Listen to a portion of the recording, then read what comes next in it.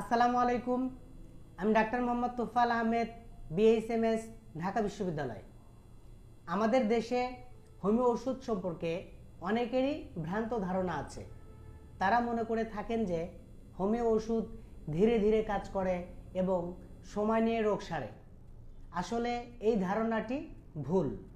কারণ হোমিও ওষুধ সেবনের ফলে মানবদেহের জীবনী শক্তিকে উজ্জীবিত করে এবং রোগ প্রতিরোধ ক্ষমতাকে বৃদ্ধি করে।